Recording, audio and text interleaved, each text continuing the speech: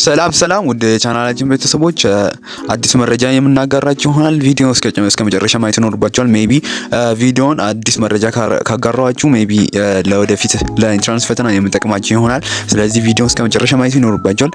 እንደሚታወቀው የዘንድሮ የኢንትራንስ ኤግዛም ለመፈተን ትንሽ ወራቶችን የቀራችሁ እናም በዚህ ወር ደግሞ ፎርም ሞልታችሁ እንደጨረሳችሁ ይታወቃል። አሁን ደግሞ ለፈተና አዳዲስ ኢንፎርሜሽን የሚያስፈልጋችሁ ሰዓት ነው። ከኢንፎርሜሽን መራቅ ማይኖርባችሁ ሰዓት ነው። ስለዚህ ኢንፎርሜሽኖቹን መከታተል ይኖርባችኋል። አሁን ላይ አዳዲስ መረጃ ይወጣሉ። እሱን የማጋራችሁ ይሆናል። ለቻናላችን አዲስ ከሆናችሁ ሰብስክራይብ ያደረጋችሁ ደግሞ ቪዲዮን ላይክ በማድረግ ይጀምሩ።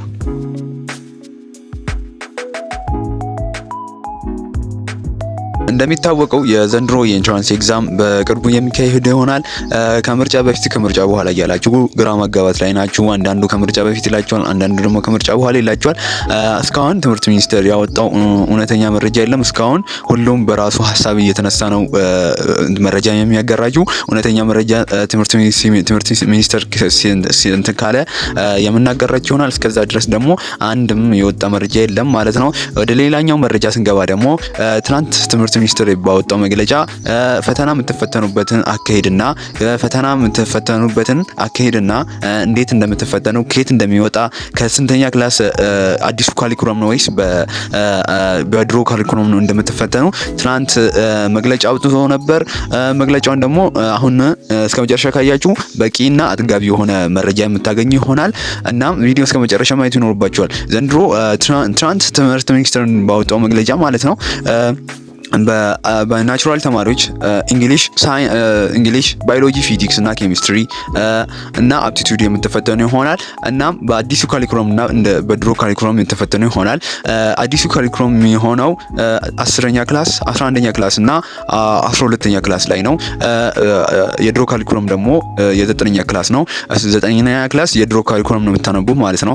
ግን እናንተ ለ12ኛ ክላስ ኢንትራንስ ኤግዛም ብቁ የሚያደርጋችሁ አሪፍ እንደምታመጡ የሚያደርጋችሁ ጀስት ፎከስ ማድረግ ያለባችሁ አዲሱ ካሪኩለም ነው። በብዛት የሚወጣው ጥያቄ በአዲሱ ካሪኩለም ስለሆነ ጀስት ፎከስ ማድረግ ያለባችሁ ወደ አዲሱ ካሪኩለም ነው።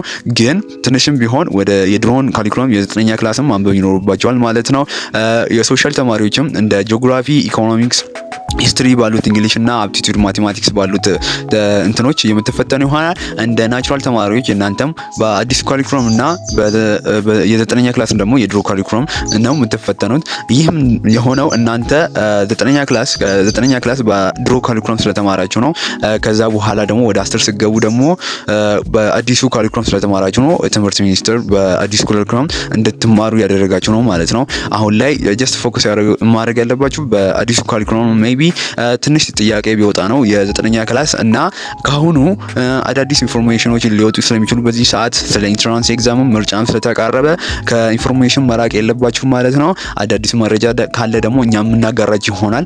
ስለዚህ ስቴይ ፎከስ፣ ትምህርታችሁ ላይ ፎከስ ብታረጉ፣ ጥናታችሁ ላይ ፎከስ ብታረጉ እና ይበልጥ ደግሞ ጥያቄ ብትሰሩ እንደዛ ብታረጉ አሪፍ ውጤት የምታስመዘግቡ ይሆናል። በዚህ ሰዓት ደግሞ በሐሰተኛ መረጃ ብትርቁ አሪፍ ይሆናል። ሜቢ እናንተን ዲስትራክት እና እንትን ውስጥ ኢሞሽን ውስጥ ሊከታችሁ ስለሚችል ድንጋጤ ውስጥ ጀስት ረጋ ብላችሁ እናንተ ጥናታችሁ ላይ ብትበረቱ አሪፍ ይሆናል ማለት ነው። እስከ መጨረሻ ስለተመለከታችሁኝ እናመሰግናለሁ። አዳዲስ መረጃ ካለ የምናጋራችሁ ይሆናል። እስከዛው ድረስ ሰብስክራይብ በማድረግ ይቆዩ። ቪዲዮን ላይክ ያላደረጋችሁ ደግሞ ላይክ በማድረግ ቪዲዮውን ብጨርሱ ደስ ይለኛል። የቴሌግራም ቻናላችን ሊንክ ባዮ ላይ አለ። እሱ ላይ አዳዲስ መረጃዎች ይለቀቃሉ። ጥያቄዎች ስለሚለቀቁ ከአሁኑ ጆይን ብታደርጉ አሪፍ ይሆናል ለእናንተም ለእኔም ማለት ነው።